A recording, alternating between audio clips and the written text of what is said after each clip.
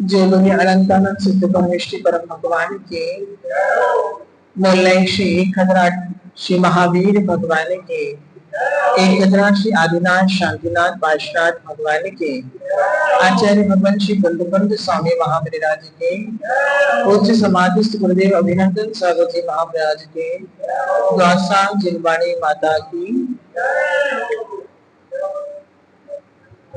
प्रतिदिन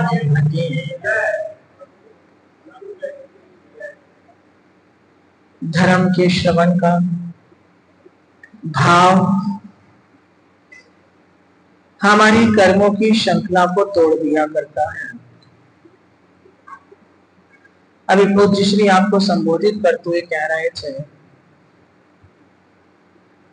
कि बलवान कर्म यदि कोई है तो मोहनी कर्म हुआ करता है, क्योंकि अंतराय कर्म का उदय भी मोहनीय कर्म के माध्यम से ही होता है। जब तक वस्तु का मोह है तभी तक अंतराय कर्म है। जिस दिन वस्तु का मोह खत्म हो जाएगा उस दिन अंतराय कर्म स्वयं से खत्म हो जाएगा।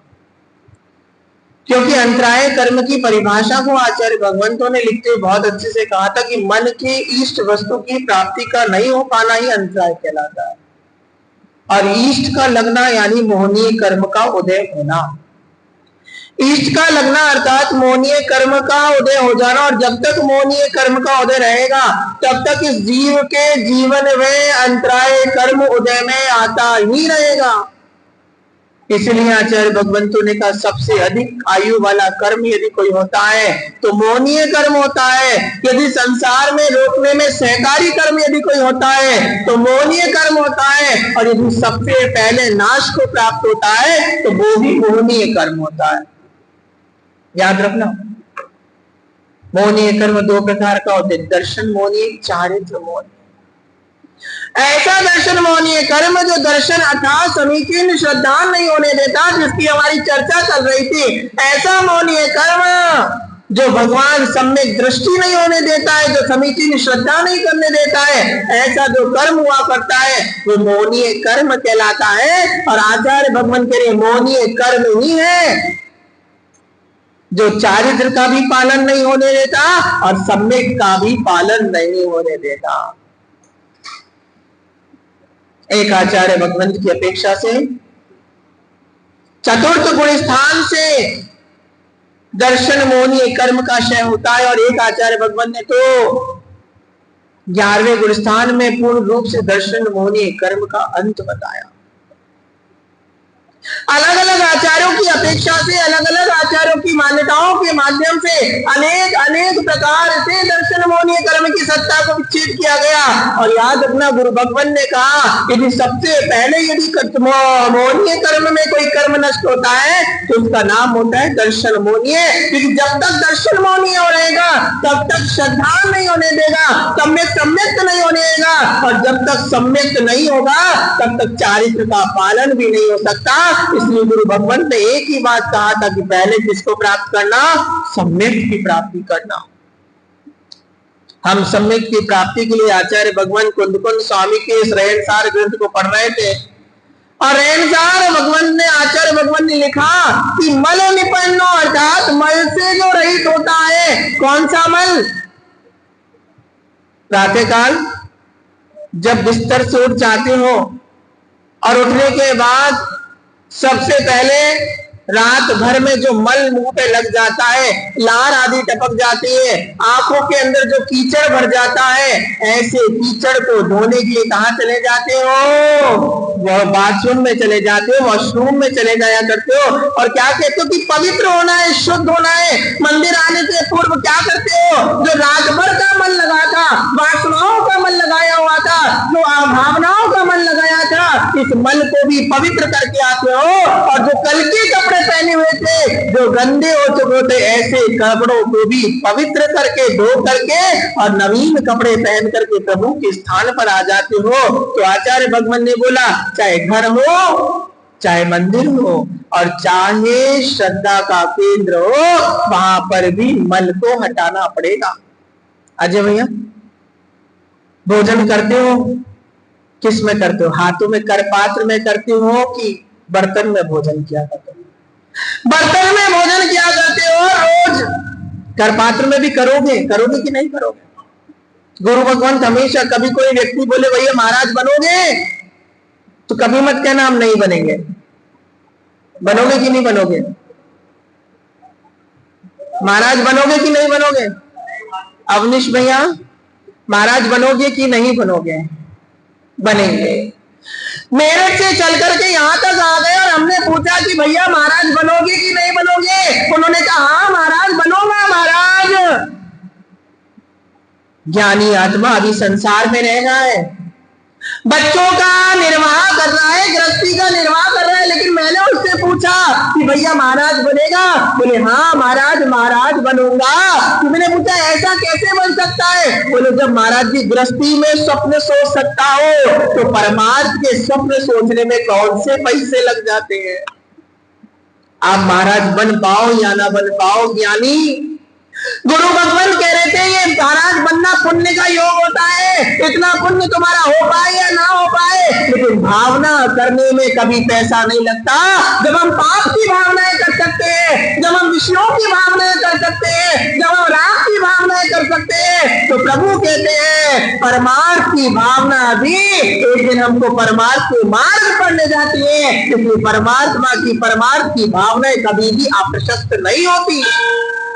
भले बनो या ना बनो, कम से कम भावना तो रह जाएगी, और एक दिन की गई भावना क्या पता भविष्य में आपको भगवान बना दे। आप रोज कहो सुबह से लेकर शाम तक और शाम से लेकर रात तक एक ही भाग में बाओ, मैं भगवान हूं, मैं भगवान हूं, मैं भगवान हूं, मैं भगवान हूं, मैं भगवान हूं। एक दिन ऐसा होगा आपका मन वास्तविक में कहने लगेगा अब तो मैं भगवान बन गया हूं।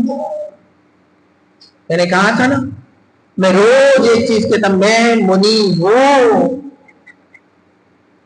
जब मैं अपने मार्ग से दूसरे मार्ग दोषण कर लेता हूं, जब मैं अपने मार्ग से भटक जाता हूं, तब तक ये पंक्ति मुझे याद आती है कि मैं मुनि हूं। और ये मुनि ही की पंक्ति ही मेरे वैराग्य को पुनः लेती है, मुझे अपनी अवस्था पर पुनः लौटा दिया करती है। क्योंकि याद रखना, गुरु भगवान कहते मन पर काबू करना पड़ता है, क्योंकि मन हमेशा नीचे की तरफ चलायमान होता है। जैसे पानी ऊपर टंकी में अपने आप चला जाता है क्या है? तो क्या करते हो? गुरु भगवान कहते थे पानी को और मन को, पानी को टिल्लू पंप से और मन को मंत्र से हमेशा ऊपर चढ़ाया जाता है। अगर टिल्लू पंप का सहारा नहीं लोगे, मंत्र का सहारा नहीं लोगे, तो पानी और मन दोनों नीचे उतरने के लिए तैयार बने रहते हैं। पानी को कभी भी नीचे लाने के लिए पुरुषार्थ नहीं करना पड़ता, वो स्वयं से नीचे चला जाता है। ऐसे ही मन को कभी भी नीचे लाने के लिए पुरुषार्थ नहीं करना पड़ता, वो अपने आप अपनी भावनाएं बना लिया करता है। लेकिन भावनाओं को यदि प्रशस्त बनाना हो, ऊंचाई तक लेकर के जाना हो, तो आचार्य भगवान कहते मंत्र का सहारा अवश्य लेना। और वो मंत्र क्या है? गुरु जी ने कहा ये मत बोलना कि नमो अरियंतारम, नमो सिद्धारम, नमो आयनियारम, ये तो बहुत छोटा सा मंत्र है। गुरु जी ने ये नहीं कहा कि कोई और मंत्र पढ़ लेना, यानी आज से बस इतना जान लेना यदि मैं मुनि हूं तो बस इतना सा मंत्र याद रखना, मैं मुनि हूं। और यदि आप गृहस्थी में रह रहे हो तो आप इतना सा मंत्र पढ़ लेना कि मैं एक श्रावक हूं। क्योंकि जब आप कोई भी गलत कार्य करने जाओगे, जब आप कोई भी पापों का कार्य करने जाओगे, जब आप कषायों से अनुरंजित हो जाओगे, तब तक आपका मन आपको बता देगा कि मैं मुनि हूं, इसलिए मुझे ये कार्य नहीं करना है। जैसे इतनी सी हींग यदि सब्जी में डल जाती है तो सब्जी का स्वाद बढ़ा दिया करती है, और साथ में यदि भोजन पच नहीं रहा होगा तो भोजन को भी पचा दिया करती है। जैसे वो छोटी सी हींग बड़ी लाभकारी होती है, ऐसे दिया गया छोटा सा मंत्र। क्या मंत्र? मैं मुनि हूं और मैं श्रावक हूं। ये दो चीजें, इस मंत्र को यदि आपने अपने जीवन में याद कर लिया, इन दो मंत्रों को यदि आपने जीवन में याद कर लिया, तो याद रखना आपका पतन कभी हो ही नहीं सकता, आपका कुमार पर जाना हो ही नहीं सकता, आपका पांचों पापों में लीन होना हो ही नहीं सकता, क्योंकि आपने इस मंत्र को याद करके रखा हुआ है। हमारी बात चल रही है कि जब प्रातः काल आता हूं तो मल से रहित हो जाता हूं, निर्मल होकर के आता हूं, अर्थात मल का रंच मात्र भी मेरे शरीर पर और मेरे वस्त्रों पर मल बिल्कुल रंच मात्र भी नहीं होता, और रस्ते से चल के आता हूं, यदि पैरों में कोई कीचड़ आदि धूल आदि लग गई तो मंदिर के बाहर आके उसको भी डाल लिया करता हूं, मार्जन कर लिया करता हूं, धो लिया करता हूं, क्योंकि प्रभु के चरणों में कैसे होके आना, निर्मल होकर के आना। जैसे प्रभु के चरणों में निर्मल होकर के आए हो ज्ञानी, जैसे प्रभु के चरणों में निर्मल वस्त्र पहन करके आए हो ज्ञानी, जैसे प्रभु के चरणों में निर्मल भावनाओं के साथ आए हो ज्ञानी, ऐसे ही प्रभु कह रहे हैं कि जो सम्यक दर्शन होता है वो भी मल से रहित होना चाहिए। यदि मलमान है तो वो सम्यक दर्शन है ही नहीं। इसलिए आचार्य भगवान कुंद स्वामी ने लिख दिया कि जो सम्यक दृष्टि जीव होता है वो कितने मलों से रहित होता है? एक दो मल नहीं होते, 2 4 6 भी नहीं होते, 8 10 15 17 18 20 भी नहीं होते, कितने मल होते हैं? सम्यक दर्शन के कितने मल हैं? 25 मलों से रहित हुआ करते हैं। कितने मल होते हैं? 25 मल हुआ करते हैं। इनमें 8 होते शंकादि दोष, जो मैंने आपको कल बताए थे, शंका, कांक्षा, विचिकित्सा, उपमोह दृष्टि, अनुपगुहन, आस्थितिकरण, आवात्सल्य और अप्रभावना।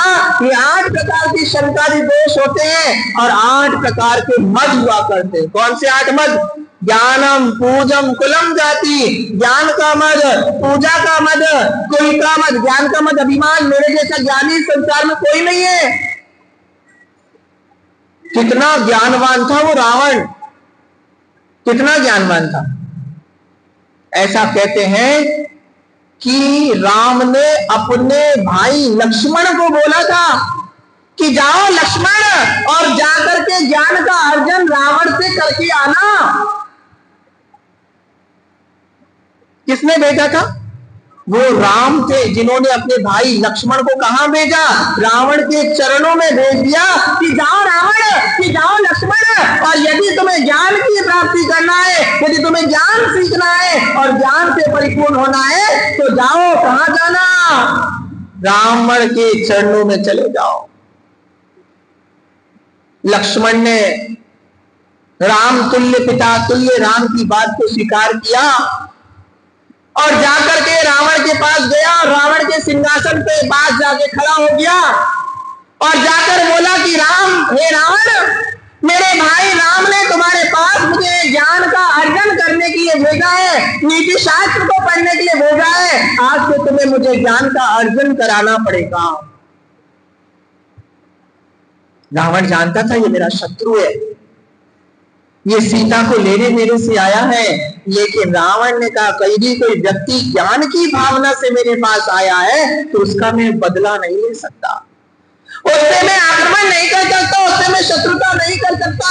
लेकिन रावण शांत रहा और रावण ने बिना कोई उत्तर दिए हुए अपना मौन रहा, उसको कुछ भी ज्ञान का अर्जन नहीं किया। रावण लक्ष्मण ने 1 दिन 2 दिन 3 दिन जाकर के देखा, लेकिन रावण ने कुछ भी ज्ञान नहीं दिया, विद्या आरंभ नहीं करवाई। वो लौट करके लक्ष्मण पुनः कहां आ गया? राम के चरणों में आ गया। राम ने पूछा, लक्ष्मण क्या ज्ञान अर्जित करके आए तुम? रावण के पास गए थे, क्या तुमने ज्ञान प्राप्त किया जब तुम रावण के पास गए थे? तो रावण ने कहा कि राम, मैं जब रावण के पास गया तो रावण ने मुझे 1 अक्षर का ज्ञान भी नहीं दिया, उसको अभिमान था अपने ज्ञान के ऊपर। लेकिन राम को लगा रावण ऐसा अभिमान ज्ञान का कभी नहीं कर सकता है। राम ने लक्ष्मण से पूछा, लक्ष्मण एक बात बताओ, तुम जब गए थे तो तुमने रावण के पास किस स्थान पर खड़े हुए थे? लक्ष्मण बोले, वो मेरे बराबर था, हमारा शत्रु था, राम ने कहा ये तुम्हारी सबसे पहली बड़ी भूल थी कि तुमने अपने पैर रावण के सिंहासन के बराबर में रखे। यदि कुछ प्राप्त करना था तो तुम्हें रावण के सिंहासन के बराबर नहीं अपितु रावण के चरणों के निकट खड़ा होना था। जाओ, मेरी आज्ञा है, अब की बार सिंहासन पर खड़े मत होना, सिंहासन के बगल में खड़े मत होना, बल्कि कहां खड़े होना? रावण के चरणों के निकट जाना। इसलिए याद रखना, प्रभु हमेशा गुरुदेव कहते थे कि शिष्य कितना भी बड़ा हो जाए, शिष्य कितना भी ज्ञानवान हो जाए, शिष्य कितना भी ज्ञान से प्रवीण हो जाए, लेकिन वो हमेशा एक ही बात कहता है कि मुझे जो कुछ भी दिया है किसने दिया है? मेरे गुरु ने दिया है। ये गुरु का शिष्य का गुरु के प्रति सम्मान हुआ करता है। याद रखना, गुरु ने कुछ नहीं दिया, शिष्य ने जो कुछ प्राप्त किया है वो अपने आत्मबल से प्राप्त किया है। जो प्रवचन श्रृंखला की है, जो ज्ञान प्राप्त किया है, वो स्वयं के उपादान से प्राप्त किया है। यदि कोई देने वाला होता तो गुरु ने सभी शिष्यों को एक समान दिया था। सबका पुरुषार्थ अलग अलग था। जिसका पुरुषार्थ प्रबल था उसका ज्ञान पुरुषार्थ भी प्रबल होता चला गया, उसका ज्ञान अर्जन भी प्रबल होता चला गया। आचार्य लेकिन याद रखना, कितना भी ज्ञानी बन जाए, जो शिष्य हमेशा एक ही बात कहता है कि जो कुछ मिला है किससे मिला है? गुरु से मिला है। ये कौन सा शिष्य होता है? ये गुरु के प्रति समर्पित शिष्य हुआ करता है। और जो अभिमानी शिष्य होता है, अरे गुरु तो घटे थे, गुरु को कुछ आता नहीं था, ये तो मैंने अपने पुरुषार्थ से प्राप्त किया है, ये ज्ञान नहीं, अभिमान हुआ करता है। मुझे बात याद आ रही है, आचार्य श्री धर्म सागर जी महाराज कहते थे, भोले बाबा थे, एक नंबर के भोले बाबा।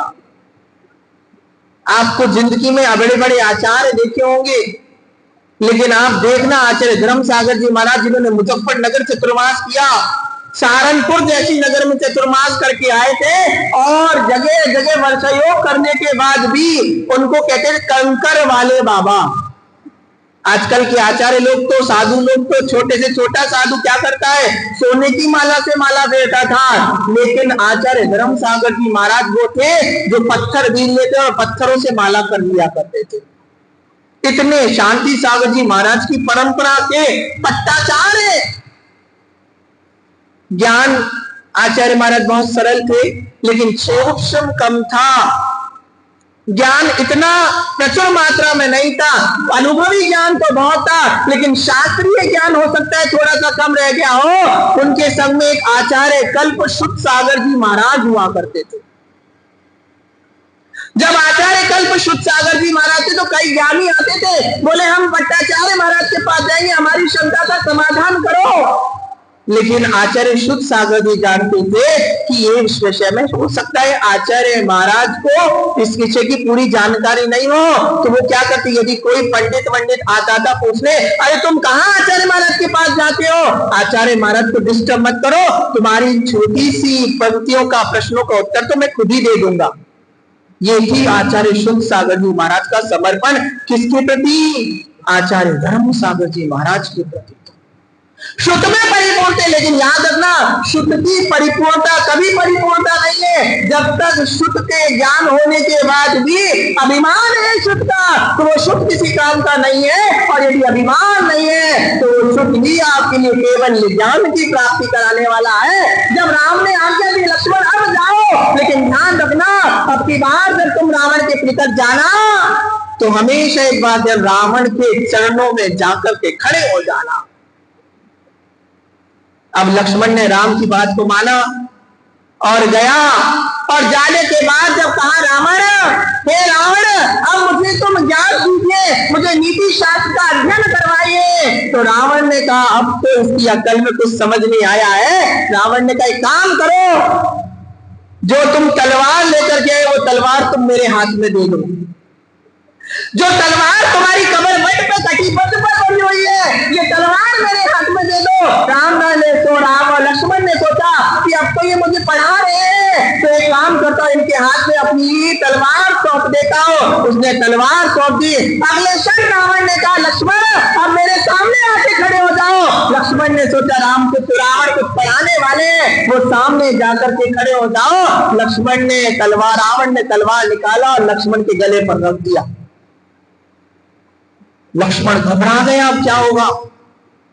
मैं तो यहां अध्ययन करने आया था, इसने तो अपनी शत्रुता दिखा दी, इसने तो अपनी मर्यादा बोल दी। आज राम की बात अनर्थ हो गई, राम की बात बिगड़ गई। लेकिन जैसे ही गले पर लगाई, रावण ने कहा, ज्ञानी याद रखना, ये नीति शास्त्र कहता है दुश्मन कितना भी बड़ा दुश्मन हो, लेकिन उसकी बात पर कभी विश्वास नहीं करना।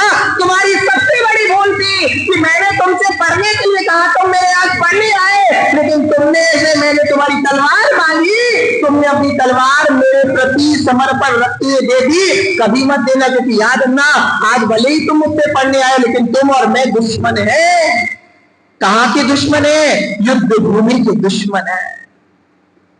मैंने तुम्हें कहा तुम मेरे सामने आके खड़े हो जाओ, अगर मैं चाहता तुम्हारा सर धड़ से अलग कर सकता था। ये नीति शास्त्र कहता है कि दुश्मन की कभी भी किसी बात को मत मानना, क्योंकि दुश्मन साम दाम दंड भेद के तुम्हारे प्राणों का वध कर सकता है। ये नीति शास्त्र कहता है कि दुश्मन पर कभी भी विश्वास मत करना, क्योंकि दुश्मन तुम्हें कहीं भी परास्त और नीचा दिखवा सकता है। उस समय ये नीति, ये ज्ञान प्राप्त करवाया। आपको लग रहा है ये छोटी सी कहानी है, लेकिन आचार्य भगवान कहते हैं रावण ने उस लक्ष्मण को एक छोटी बात बता दिया कि कोई कितना भी बड़ा शत्रु तुम्हारा हो, तो उस शत्रु की बात पर विश्वास मत करना। कहां पर? युद्ध के क्षेत्र में। मैंने तुमसे तुम्हारा शस्त्र मांग लिया और तुमने मुझे विश्वास करके अपना शस्त्र दिया। अब तुम निहत्थे हो चुके हो, तुम्हारे पास कुछ नहीं है। यदि मैं एक तलवार चलाऊंगा तो तुम्हारे प्राण उड़ सकते हैं। ऐसे ही आचार्य भगवान संबोधित करते हुए कह रहे हैं, आचार्य भगवान तो बार बार कहते हुए समझा रहे हैं कि जब तक तुम्हारे जीवन में मल रहेगा, गंदगी रहेगी, गंदापना रहेगा, सम्यक्त होने वाला नहीं है। इसलिए गुरु भगवान कह रहे थे कि 8 प्रकार के मद नहीं होना चाहिए। कौन से 8 मद? पहला मद होता है ज्ञान का मद। सबके मन में है थोड़ा सा ज्ञानी बन जाए, आय हाय मेरी लोग 4 वैयावृत्ति करे, लोग मेरे से 4 बातें करें, तब तो मैं उनको कुछ पढ़ाऊंगा। गुरु भगवान ने हमेशा कहा था अधजल गगरी झरकत जाए। समझ में आता है आपको इस बात का मतलब क्या होता है?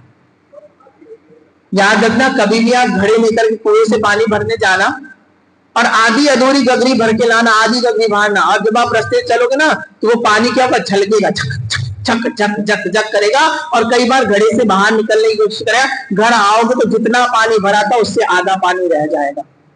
लेकिन पूरा जल भर करके लेके आना, उसमें से एक बूंद भी पानी छलकने वाला नहीं है, क्योंकि हवा को वहां रहने का स्थान मिलने वाला नहीं है। ऐसे गुरु भगवान ने कहा जो अभिमानी होते हैं ना, ऐसे लोग कम ज्ञानवान होते हैं। तो ज्ञान की सबसे बड़ी परिभाषा होती है सहजता और सरलता। हमारे आचार्य अभिनंदन सागर जी महाराज के विषय में बताते हैं कि मुनि श्री दया सागर जी महाराज और अभिनंदन सागर जी दोनों महाराज की जोड़ी थी, और दोनों महाराज के साथ में अनेक साधुगण रहा करते थे। दया अभिनंदन सागर जी महाराज का प्रेम, वात्सल्य और ज्ञान इतना अपरंपार था कि बहुत सारे भव्य जीव रख लिया करते थे। बहुत सारे साधुगण, बहुत सारे जीव महाराज के पास आके संग में प्रवेश रहते थे, कई बार दीक्षा की भावना करते थे। लेकिन अभिनंदन सागर जी महाराज के मन में ये सहज सरलता थी, उन्होंने कभी अपने से बड़े साधु का अपमान नहीं किया।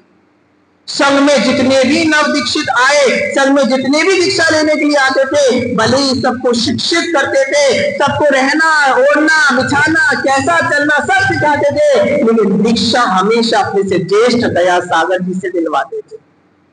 चाहे वो रहन सागर जी हो, चाहे वो निजानंद सागर जी हो, चाहे वो आपके यहाँ चतुर्मास करते गई हमारी माता जी जिनकी समाधि है, क्या थी? अनेकांत सागर जी के साथ में थी ना बड़ी माता जी।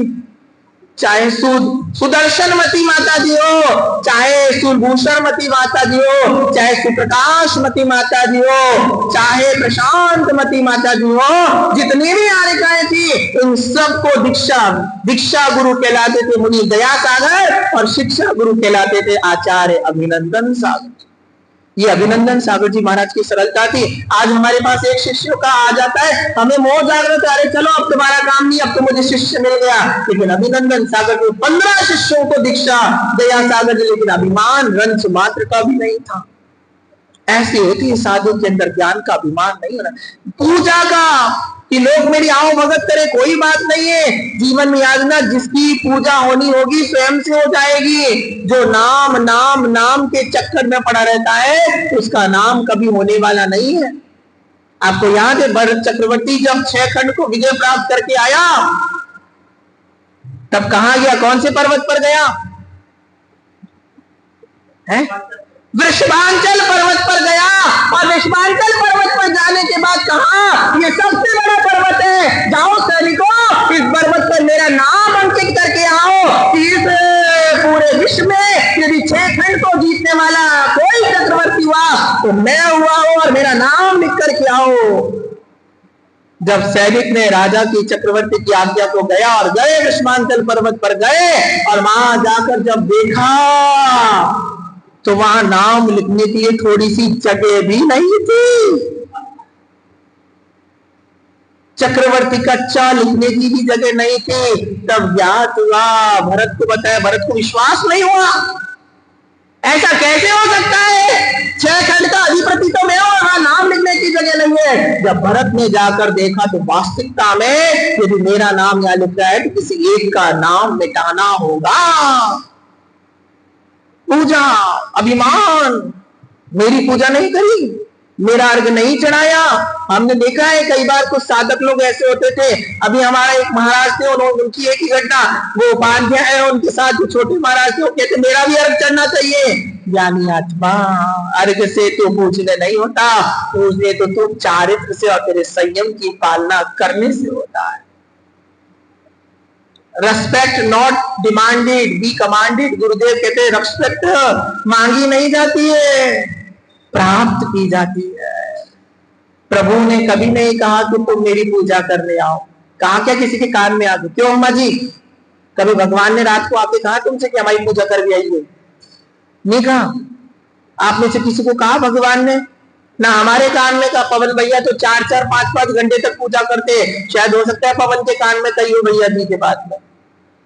क्यों पंडित जी तुम्हारे कान में तो नहीं कही रही भगवान ने कि हमारी पूजा करके आ गई हो?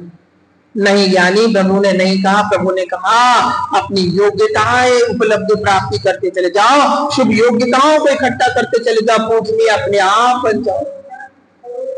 वो कह रहे कुछ करो ही मत, लेकिन याद रखना कुछ नहीं करना यानी मोक्ष को प्राप्त कर लेना, और कुछ करना संसार की अवस्था में रहना।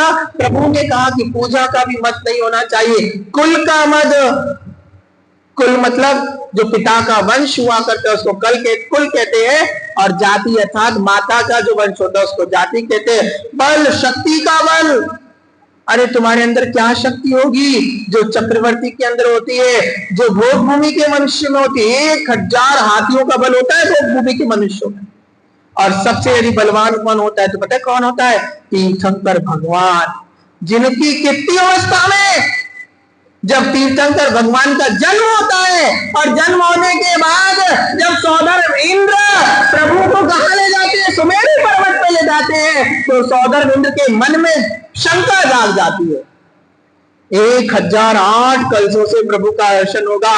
एक एक कलश 12 योजन जितना विशाल, उतना जल प्रभु के ऊपर डालेंगे तो कहीं प्रभु बह ना जाए। ऐसी शंका जब उनके मन में हुई तो प्रभु ने अपने अंगूठे से क्या किया? सुमेरु पर्वत को हिला दिया।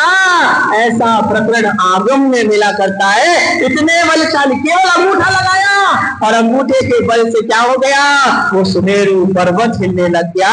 तो फिर इंद्र को ज्ञात हुआ ये तो बहुत बलशाली है, इनका कुछ भी होने वाला नहीं। रिद्धि, एक रिद्धि प्राप्त हो जाए तो अभिमान आ जाता है। प्रभु ने तो केवल ये ज्ञान जैसी रिद्धि को प्राप्त कर लिया।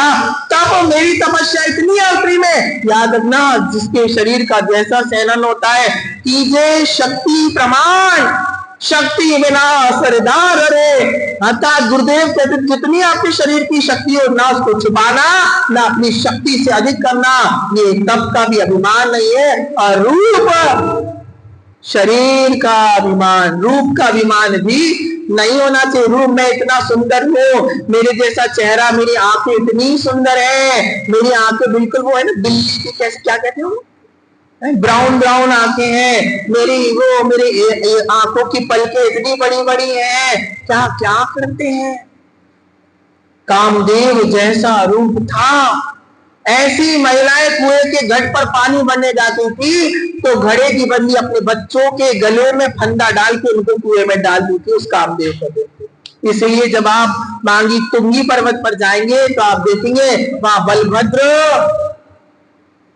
दीवार की तरफ मुंह करके कि उन्होंने देखा मेरे कारण ऐसा होता है तो उन्होंने कहा आज से अपना रूप भी किसी को नहीं दिखाना ताकि निर्जीव बच्चों के हत्या ना हो सके। इसलिए आचार्य भगवान कहते हैं ऐसा जो सम्यक दृष्टि जीव होता है ये 8 प्रकार के मदों से रहित होता है और 6 अनायतन कुदेव, कुशास्त्र, कुगुरु और कुदेव को मानने वाले, कुशास्त्र को मानने वाले और कुदेव को पूजने वाले, ऐसे 6 अनायतन हुआ करते हैं। इनका भी नहीं, और 3 मूर्ता, देव मूर्ता, लोक मूर्ता और गुरु मूर्ता, ऐसे 8 और 8 16 और 6 22 और 3 प्रकार की मूर्ता, ऐसे 25 मल दोषों से जो रहित होता है वही सम्यक दृष्टि हुआ करता है। ऐसा जानना चाहिए। आज आपका समय पूर्ण हुआ। कल पुनः आगे की गाथा के माध्यम से और गुणों को जानने की कोशिश करेंगे। बोले महावीर भगवान की।